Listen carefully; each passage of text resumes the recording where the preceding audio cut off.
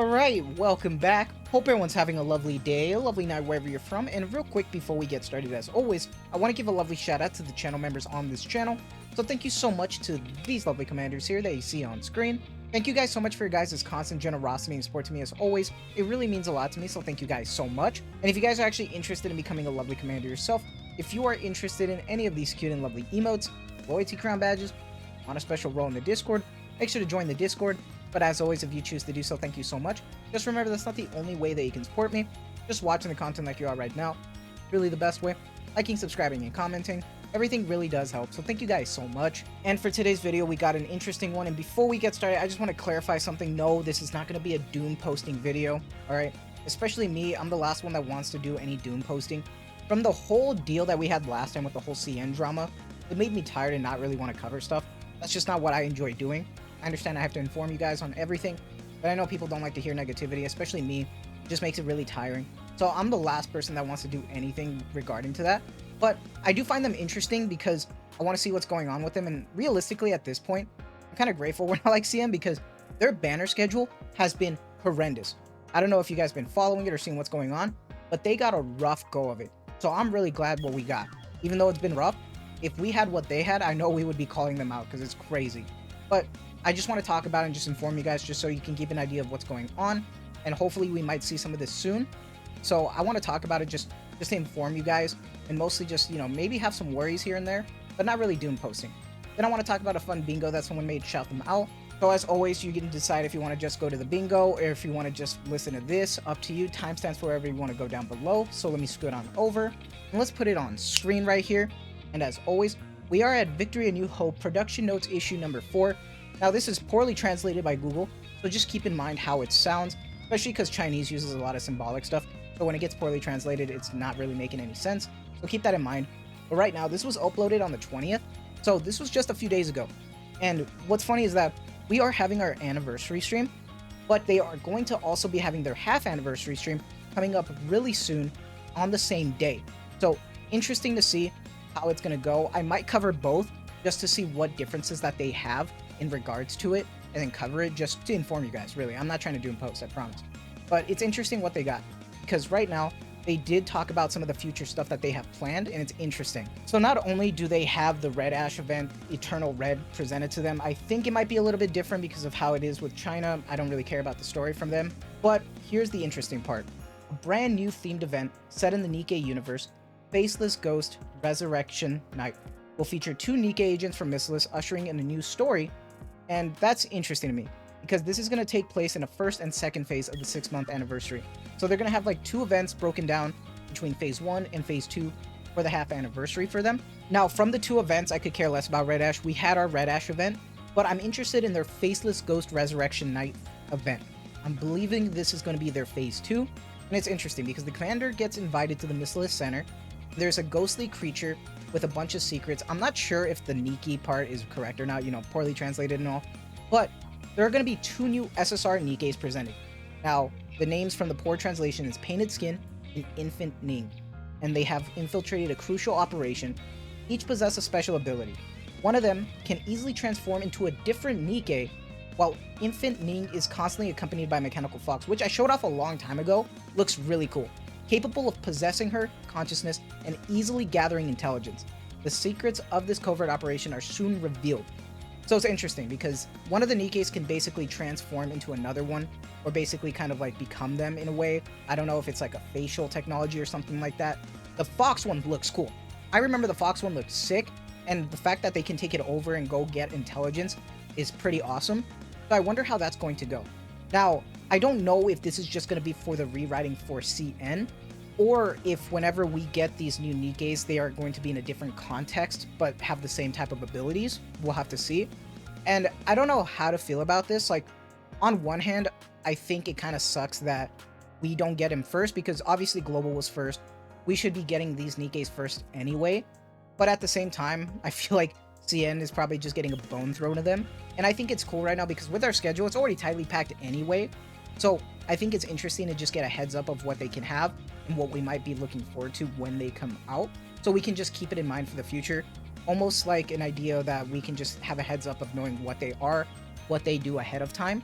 So I see both sides, but I don't know. Let me know how you feel about that. Now, outside of the usual stuff that we end up getting, I was more interested in seeing what they would be getting for development materials or any quality of life. And their plan is kind of adding more double drop events and adding some extra stuff for people to get T9 gear of choice, which I really wish we got some of that stuff, especially more, you know, double weekends. I feel like it really doesn't matter when it comes down to it, just because weekends always can get more people going. It would incentivize more people playing, so I don't know why we don't just have double weekends anyway. I feel like it doesn't just have to be for an event. And realistically, it doesn't matter, because even on double weekends, sometimes I won't get a rock from Kraken, so fuck me, you know? But what starts getting interesting is that they're getting another 5x5 event, kind of like the shifty one that we saw before, so they're getting more of that stuff, which is fine. They already lowered the difficulty for Mother Whale, which is funny to me, but they are also adding a quality of life where you can just batch consume all your advice in the command center, so you don't have to talk to any of them and just like quickly do it, which to me it already goes by fast. So the fact that they're just adding a batch advice is kind of crazy, but let me know what you think about that. They're getting a better special arena interface to understand stuff more, so just a better UI for that. But daily weekly tasks are automatically claimed and reissued.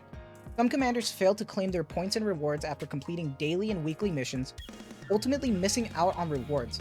These unclaimed rewards will be automatically distributed to commanders via email after the mission list is refreshed. So if you don't claim it, you forgot to do it, and you'll lose it on the reset, but now it'll just go to your mail. I feel like this is something that we should just get in general. Like, it's just kind of obvious. It's not like a deal breaker or anything, but it's just like the little things that are just like, well, it should be obvious, like it should be everywhere. So I'm wondering if it's going to happen on the anniversary stream anyway, since they are the same day, if we're going to be getting this info anyway. So to me, it really doesn't matter. That's why I'm just kind of like nonchalantly talking about this. Now, here's the last one that I wanted to talk about, which I actually think is kind of a nerf in a way. 7. Manually exiting the interception battle will return the number of battles. Now, I know a lot of people just end up, like, let's say you're doing Kraken. They just get to 5, quit, move on. Now, if you actually quit, it's going to give you back your attempt, so you actually have to die for it. Which, to me, is kind of redundant. There's no point to doing that. Like, I get the idea, but a lot of people don't do that anyway. So it just makes doing the dailies just a little bit longer for some people, especially if you're a veteran, just get through it real quick. So if we get this, it's actually kind of a mixed bag, and then they are just optimizing the friend group function. But mostly outside of that, it's just, you know, just a little yap. It's nothing crazy or anything. That's why I don't really want to bring this up as like a doom posting thing. But right now, I did want to talk about some stuff right now because we are having our countdown for the 3rd anniversary, which looks great. Papillon looking stacked. The commander obviously taking the picture right here. Thumbs up and everything because he's got 2 ladies with some big double Ds just here. So looking good. She's chilling with her Doro plushie over there in the back. Dorothy up here in the front, looking better than ever. Really stacked, looking great. So I hope to see these animations every day now, just because we're getting closer and closer to the anniversary. And in just a couple days, we get the anniversary stream. Other than that, though, it's been really low-key right now. It's the calm before the storm, because right now, we got the Go Ninja Thief wallpaper animated, which looks okay. And then we got another collaboration with Zozo Town in Autumn, which looks cool. I actually like the design for Viper and Red Hood. Really love that Red Hood casual outfit, by the way. Siren looks great as well, and then Guillotine out of nowhere. Looking good. Really awesome stuff. Wish we got more of these outfits in-game, by the way. Feel like that's just a lost opportunity for them, but hey, better for my wallet. But now, let's talk about this cool little bingo card that Y Kusanagi made, or Kusa. So, massive shout out to him for making this. I will link him down below with everything as well, and the bingo card if you are interested in using it as well. But I wanted to just talk about it and yap for a little bit because I find it interesting right now. Because I'm just going to go from the top left to the bottom right and just yap a little bit. And let me know what you think could realistically actually come from this. Raptured Queen I'm going to go over real quick just because I don't want to spoil anything, especially for people that don't know what's going on from the side story. But I would be interested in seeing that. And with the no new rehab units, I feel like this one is actually going to be a given.